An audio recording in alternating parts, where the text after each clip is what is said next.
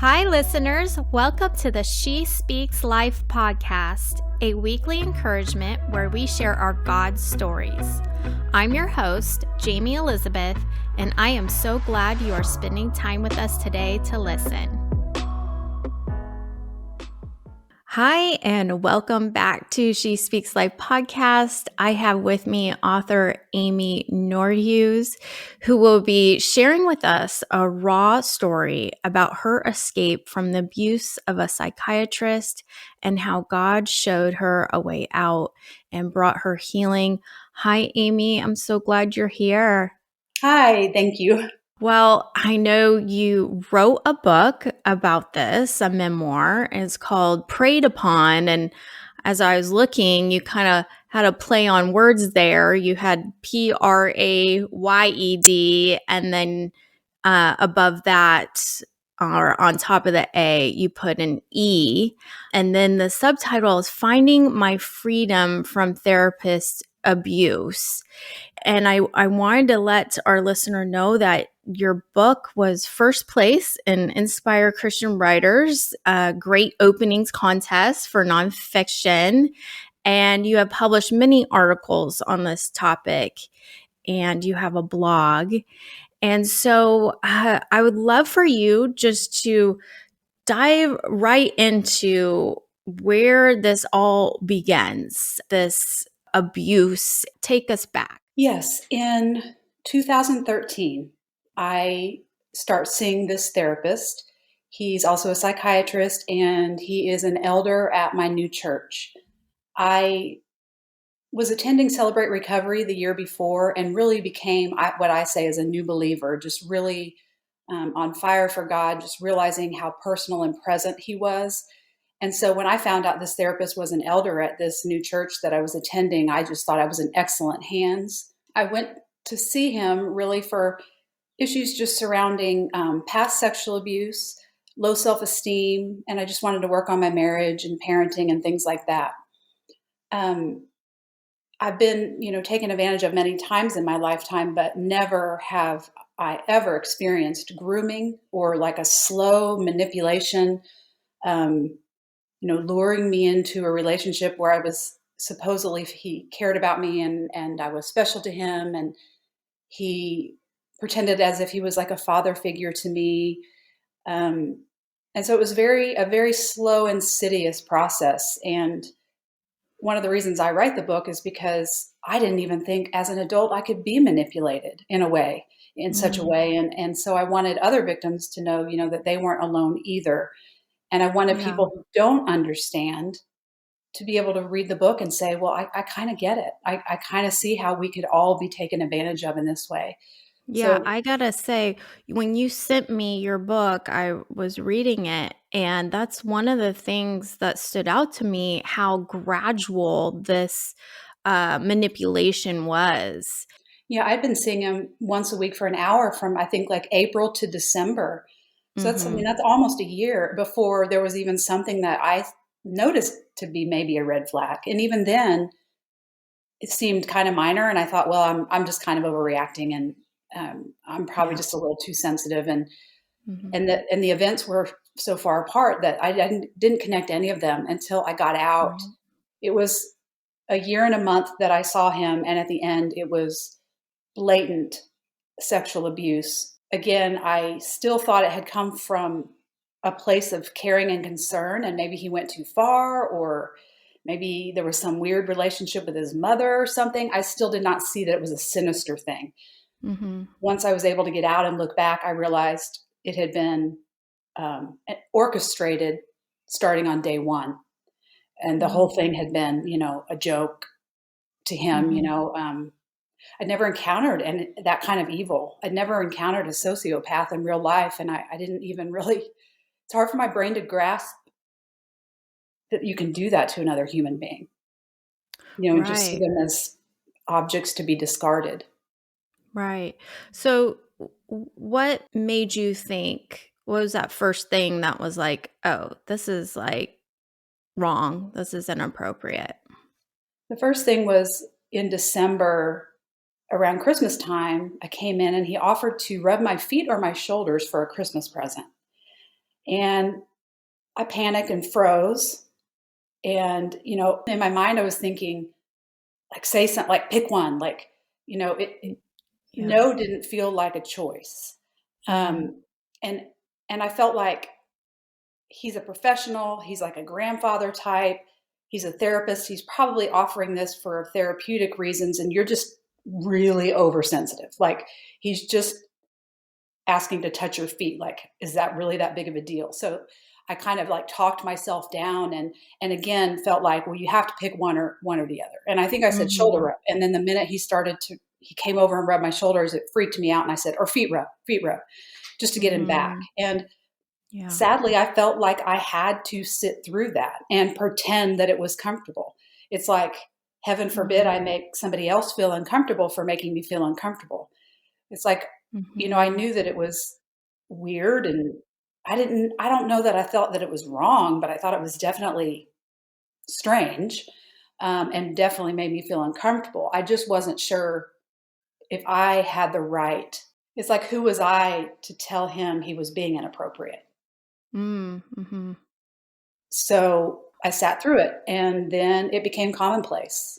And he rubbed my feet after that, and I thought it was great. And I thought, I love that I was more than just a regular client. And I knew that he saw me as like a daughter. And I truly thought, kind of being this, maybe this naive new Christian, that God was blessing me in this way, that he was trying to show me that there can be safe, nurturing touch from a male, and that there can be, sort of making up for maybe nurturing that I didn't get as a child, and showing me it's okay. And so I Mhm. thought my reactions were like, because of my experiences, if Mhm. that makes sense. And that Yeah. God was trying to show me it's okay. If it's with a safe person, that's fine, and it's human, and it's normal to desire that. So, Mm. yeah, Yeah. that was the first. Brain brainwashed, right? Yeah, just, it's utterly confusing. I mean, just imagine, it's like, sometimes I think you go to your dentist, and I mean, I know that's different because you don't build a relationship, but they all Mhm. of a sudden offer something that's so out there. I mean, a lot of times I just freeze, and I just Mhm. get through it. I just get through it so that I can leave. My brain doesn't know how to process it and handle it. Yeah, so you went through abuse earlier on in life. So, do you think this was just kind of not healing from that and just going into, feeling like you don't have a voice, you're not worthy enough? You think it just carried over? Yeah, I definitely think that abuse at a young age, it kind of puts a target on your back, and it lets you know that you are not worth as much as regular people, that this wouldn't have happened to you if you were, that there's something different about you, bad about you, almost as if you need to make up for that, overcompensate for this badness that we carry. And so, yeah, when someone is then inappropriate with us when we're older, and we know that it isn't right, we see it, but we don't feel that we have enough value to say anything, Yeah. to, like I said, make the abuser feel uncomfortable. Mhm. Right. Okay, so when did this finally end? Like when was it like a awakening? You're like, "Okay, this is we're done Yeah. here." There was kind of a buildup, but he started he tried to morph the relationship eventually from a father-daughter to more romantic, and that was extremely unsettling to me and not okay with Mhm. me, and I let him know that was not okay with me, that I wasn't comfortable with that. But at the same time, I was attached, so I kept going back, and I kept thinking, well, he'll stop when I make him realize that this isn't what I want. He'll stop. Um, but at the very end, when he started hinting towards sexual things, I was like, oh my gosh, get me out of here. And what really cinched it for me was, because again, you have to remember, although I didn't want that and it was inappropriate, I did think that he was a kind person, that he cared about me, but that he was, I don't know, somehow tripped up, or somehow went too far. I didn't have the sinister piece. So at the very end, last session, it's really sad for me to say this every time I say it, but I asked him if he would just talk to me, if we could keep clothes on and he could just talk to me. He's my therapist. And I'm begging him, you know, asking him, and his answer was so cold and so cruel. And I saw then what I needed to see, that there's zero care and concern for me. I mean nothing to him. And, you know, as sad as this is, I still felt like I had to get through the session. I didn't feel I could just leave, because, I mean, that would be rude, right? So I get through that session and I leave, and I know I'm never going back. So it was really, really seeing the evil there at the end, seeing just the cruelty and the coldness. I just had no idea that could possibly be there. I suspected it. I was starting to see glimpses of it, but again, I didn't know that could even really exist. And that's what I needed to see. And then I was praying just day and night. At first I was praying, God, are you trying to tell me to get out, or is Satan trying to take away something good that you gave me? I mean, I was so confused. And then towards the end, when it was clearly inappropriate, I still felt like I couldn't leave him. It would devastate him if I left him, because that's what he told me. And I thought he was fragile, and I felt guilty to leave. And I was praying, and God literally said to me, Amy, he is not your problem to fix. And I was like, you're right. And then I drove to my pastor's house and I told he and his wife everything. So the bond is so confusing, because even when I knew he was hurting me, I still felt like I couldn't leave. Yeah. Yeah, that's enemy. The devil likes to confuse us. I'm sorry you went through that. Now, take us through the healing process. Yeah, there's a lot of stages, but in the very beginning, I didn't think I could survive it. And I literally clung to God, because he's all I had. I didn't trust anyone, not a soul. I didn't want to tell my husband. I didn't want to tell anyone. I just wanted to get better and move on and keep the secret. So, you know, I clung to God, and my faith was intact.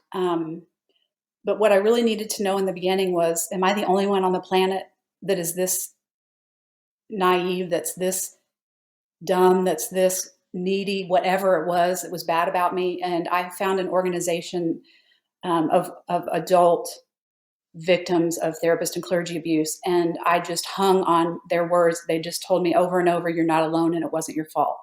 You're not alone. It wasn't your fault. I started to accept that I wasn't alone, and that I wasn't the only one. And that made me feel better. But it took a very long time for me to sort out what was my fault and what wasn't. I mean, I hated myself because I didn't understand it. And, you know, eventually I tell my husband everything, because that's just, you know, the person that I am. And we have to begin our own roller coaster healing process. Eventually I decided to report this doctor to the medical board. And that was another step in just speaking out for myself. And you know, just the fact that strangers wanted to fight for me was just crazy to me. I just couldn't believe that they would care about just me. And so that was healing. And I feel like God allowed me to be the only victim for a long time, because he wanted me to know that even if it was just me, I was valuable enough to be fought for. Later on, another victim comes forward, and there was some healing in that, especially the healing that I needed to accept that I had never been special to the abuser. And anyway, that's just another stage. You have to grieve this illusion. You have to grieve the fantasy that you thought it was. And that takes time. And then I eventually do file a civil suit. Again, standing up for myself was healing. But the true healing came with really writing out what happened to me so I could understand it, seeing the intricate grooming, and recognizing these lies that I'd been believing about myself all these years, and how they were, you know, making me vulnerable to predators, and how they were just utterly damaging. And so what I did was I started to write love letters from God to myself, even though I didn't feel it. I didn't feel God's love. I didn't feel I deserved his love. but I knew that scripture didn't lie. And so I knew that it was truth. So I wrote it anyway. And so I would just kind of Mhm. throw it at God, like, well, look what I did. Well, I didn't leave sooner. Well, kind of the but, and letting him say over and over to me, child, this is how I see you. And this was not your fault. And I love you and I forgive you. And eventually those things Mhm. started to kind of penetrate. And that's where the true healing came, is the healing of the self-hatred that I'd always carried. So I feel Mhm. like God used this experience to heal me from this trauma, but also to heal me from the traumas that started at the age of 3. Yeah. Mm. Yeah, his truth taking root in your life so that you can refresh renew your mind, right, with the word Right. and what God says to you. I love that, there was this enlightening and this awakening in your mind and heart that God told you, hey, look, this is your identity, not what happened to you in life. Don't define yourself by that. I give you your identity. So, did the psychiatrist end up getting in trouble, or what happened to him? About a week after, my pastor did confront him and he agreed to step down as elder, obviously. Um, the medical board did their full investigation and allowed him to surrender his license, which doesn't sound like a lot, but at least it did stop him from practicing in my state. And Hmm. they let me know that it was only I think the fifth permanent surrender of license in 20 years that they'd ever issued. So typically a doctor can reapply for their license after 1 year, but his was a permanent surrender, and that was healing. And then, yeah, there's no criminal legislation in my state for therapist abuse.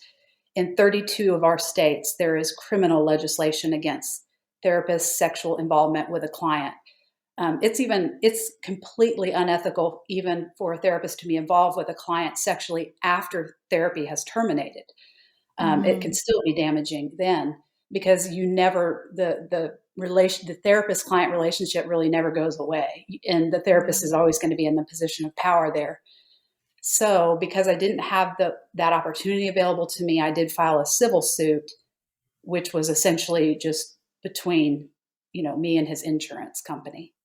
But it was Hmm. something. It was just a way that I could fight for myself. Yeah. So yes and no.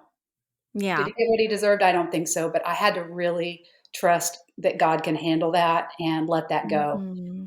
and not get caught up in the unfairness of it all. So, God is a God of justice. He's just, and the vengeance is his, says right. scripture. So even though we can't see it in the natural, God, is doing the work for us to bring justice, right? And I wanted to dive into your kind of the play on words of your book and maybe share something that we didn't really cover in the book. I thought that was such a great title. Thank you. I love that too. It was important for me to have that title because it was the Pray, that made me trust him. He was an elder at my church. He wore a cross necklace. He was on the prayer team. And we literally began our sessions in prayer in his Mm, office.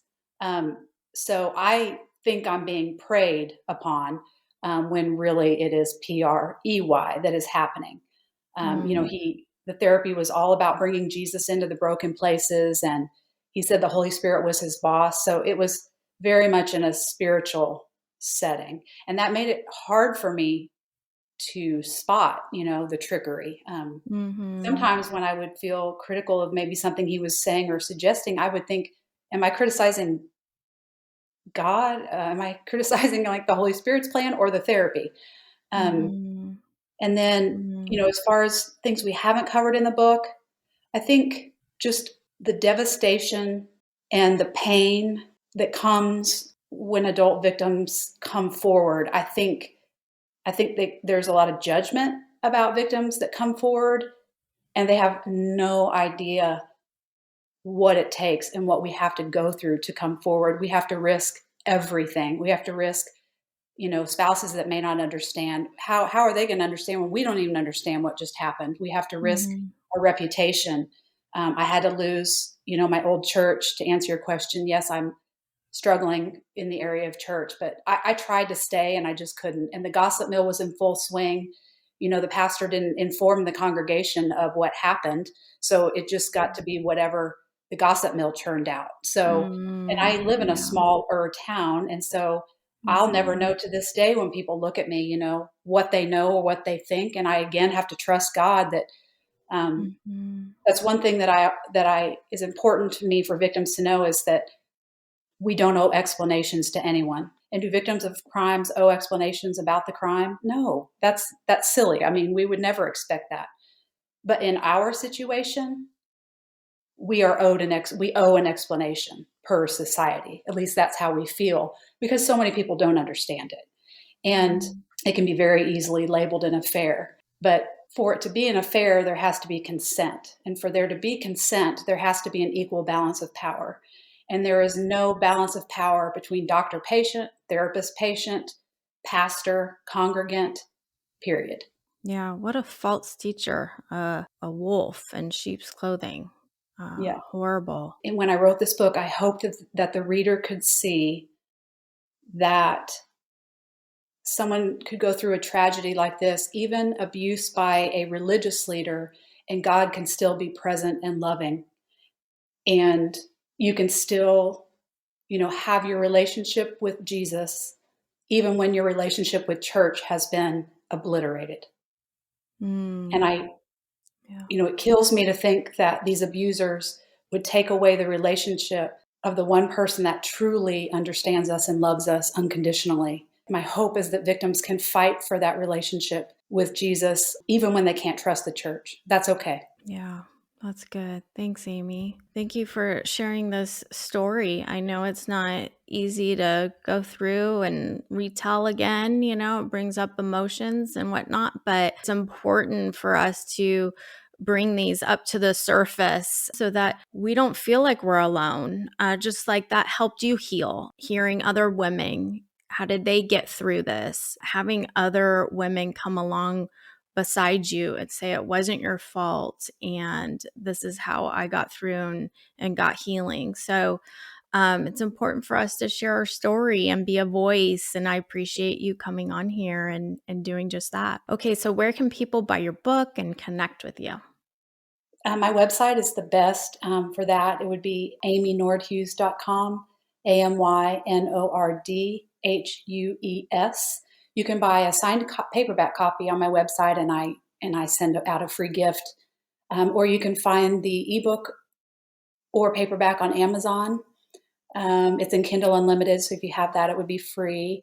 And as far as my website, I have as many resources as I've been able to come up with, and you can email me and I will reply. So good. So yeah, if you know anybody, if it's not you that can relate to this, but maybe you know somebody that has gone through abuse, or you may think they're going through it right now, that please share this story with them and the resources of Amy's website. Thanks, Amy, for coming on here. Thank you so much for listening today. I trust that God has encouraged you through this message. For more information on this ministry and to access free downloads, please visit my website at JaymeElizabeth.com and sign up. You can also find me on Instagram and Facebook at Jayme Elizabeth She Speaks Life. That's JAYME Elizabeth She Speaks Life.